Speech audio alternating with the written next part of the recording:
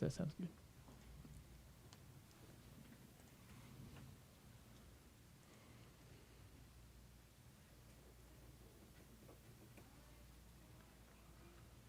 All right, we are live.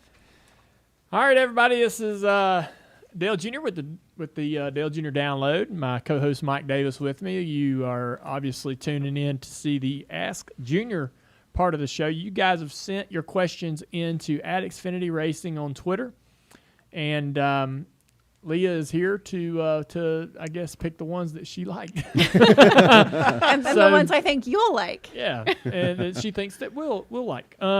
We got a really, really, really good show. So I'm excited about this one in particular. I've been trying to get this guy here for a long, long time, Jordan Taylor.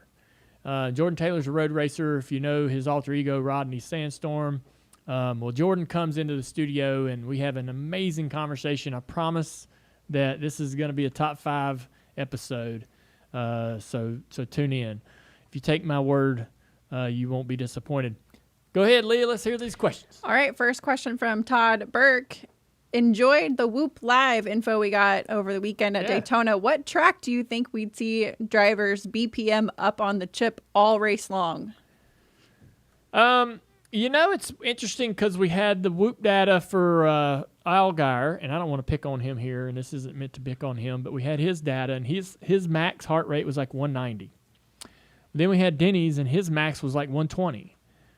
He was hovering around 90 most of the race. And I've seen the heart rate from some drivers that share with that information on social media, and it's like, Jamie Murray would run in the 130s most of the race. So this, I think, could be data that would be interesting not only to the fans, but to teams, to owners, to coaches, obviously, like Josh Wise, people like that. They would love to have this information to be able to help their drivers control their heart rate, bring it down maybe. What are some of the things? Like, Justin can perform, win races, but does he need to do it at 190 beats per second or per minute? So I don't, is there a way that Josh Wise and those guys can find ways for drivers to get a bit of control over that? Also, think about the cool under fire part of that. Does that mean maybe a guy like Denny? Denny's great at the plate races. Heart rate's really low. Maybe, it's that confidence that he has while he's driving around there that there's nothing that I'm going to see here that's going to surprise me, right? Maybe it becomes this sort of attribute that people take into consideration when they're thinking about whether a driver has an edge over another one. I don't know. It remains to be seen. So I just always imagine that if we start getting this type of information, teams are going to find a way to engineer it into something, right? They're going to find a way to turn that useful information in and make it mean something, right? Make it be an answer to a question, right? So that's kind of the things that I guess I'll be following up on. I guess the Whoop thing is they're a new partner with NBC, and I'm sure we're going to be seeing more of this throughout the rest of the year.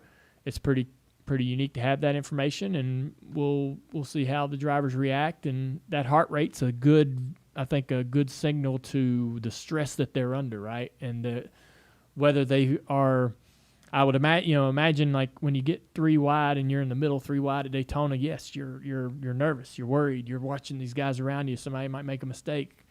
The heart rate's going to go up, and it's pretty interesting to be able to watch that happen. And anything that can remind us this is intense, this is hard, and this is stressful is a good thing.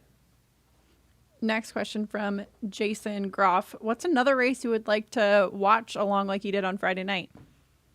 What's that? What's another race you would want to watch again and commentate like you did on Friday night? I don't really. The Winston All-Star race from my rookie year. There's a lot, that would be fun to watch. It doesn't even have to be a race that I ran, At 1979 Daytona 500 would be so fun to voice over on television. So there's a bunch of races. I mean, there's a giant catalog of races that would be fun to sit down and chat over. Just could we I know we did that the other night with the 2001 race at Daytona during the rain delay, but if we did it again, even if, is it still as good, right? Is it still, we had a live audience, captivated, tuned in to watch a race. They got something else. They liked it, but it was like Christmas morning, going downstairs and opening up a present, not knowing what it is, right? I don't know if we can recreate that same sort of magic that was what we had that night. So, if we said, hey, we'll do a series and put it on Peacock TV, is it as fun to watch? Is it as fun to consume that way? I would have to, would we have as much engagement and success? I don't know. I don't know if it'd be as fun to watch in a chunk, right? Or as if we could, pull it out of the cloud and go, okay, I'm gonna watch this right now. This is fun. It's more fun. It was more fun that night because you knew hundreds of thousands of other people were watching it also. There was engagement on social media. You were part of the conversation, just like this right here, right? This is why this is the best part of the podcast, is because we got a live audience that we're talking to and talking with, right? And so that's why that worked in that moment when we watched the 2001 July win. I think personally that we should have these opportunities in the queue for a rain delay, and do it that way. Fans, rain delays are frustrating for fans. They're frustrating for everyone at the racetrack, drivers, the industry, everybody's frustrated when the rain comes, right? Or a lightning delay, right? We're all frustrated by that. And so if we had this in the queue each week as, hey, man, it sucks that we're here with this rain delay, but we got this thing we do. At least there's that, right? It seemed like that was very pleasant for a lot of people this past weekend. The rain delay sucks, but we got, we're doing something neat and fun and unexpected. So everybody was cool, right? And we hung out. The broadcast team stuck it out and stayed up there till the end of that race was, that 2001 broadcast was over.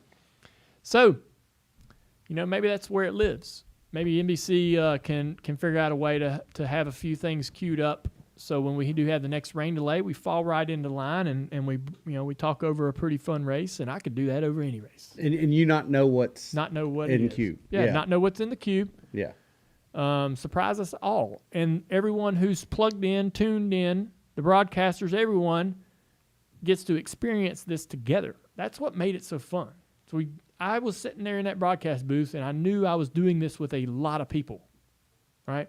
If you stick me in a studio and have me and the guys voice over a race while nobody's tuned in that moment, it's not as fun for us. And I don't know if it'll be as fun to consume solely, individually, right? Like you just go home and watch it by yourself. Yep. Not as fun. No. So my vote is rain delays. Yeah, we'll see.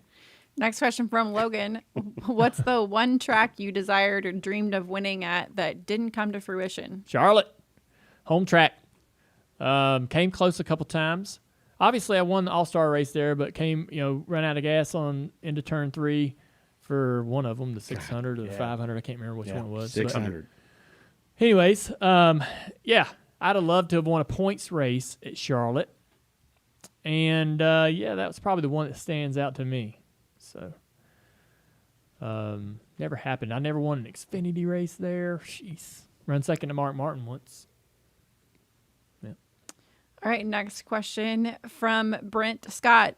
Great episode of Lost Speedways at Daytona Beach. Thanks. Between what is left there and old footage, is it enough to at least approximate the course to recreate in iRacing? Then scan a Hudson Hornet from the Hall of Fame or something. Oh, wow. We're diving in deep, man. That would be a very big undertaking for the iRacing group. Not impossible. I know the answer to that. I talked to Steve Myers about that. It is very possible that they could recreate that. Man, that would be insane. Yep. I was talking to him about that last week. That should be their next goal. Daytona Beach Course, Hudson Hornet. Well, speedways. Yeah.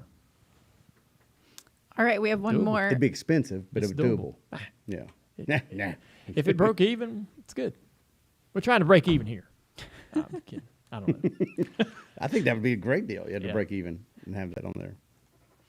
All right, one more iRacing related All right. question from Mike Nitty. Can you please share some tips or tricks for saving tires and understanding the tire model in iRacing for new members? I seem to burn up the right front in the NASCAR Legend Series faster than most. Okay. Saving tires in iRacing.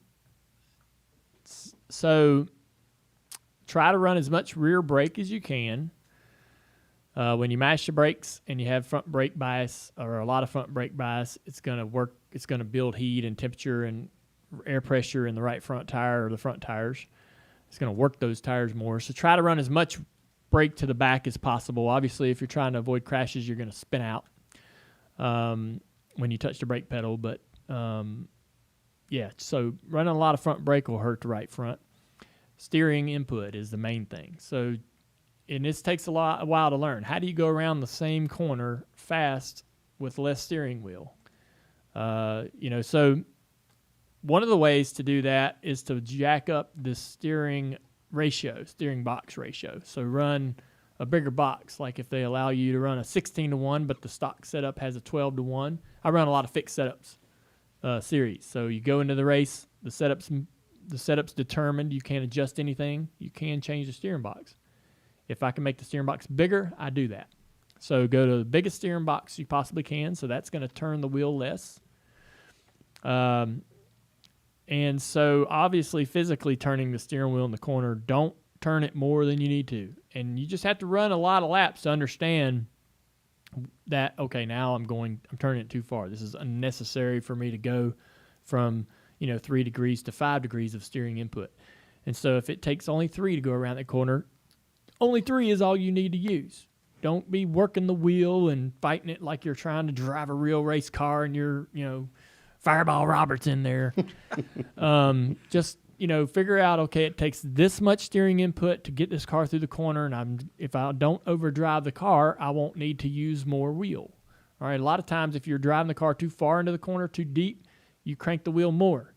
All that stuff right there is going to burn the tires up. So back the corner up, meaning lift earlier, let the car roll into the corner easy. Just give it just the amount of wheel necessary to get through it while running a relatively competitive lap time. You don't have to be the fastest on the board.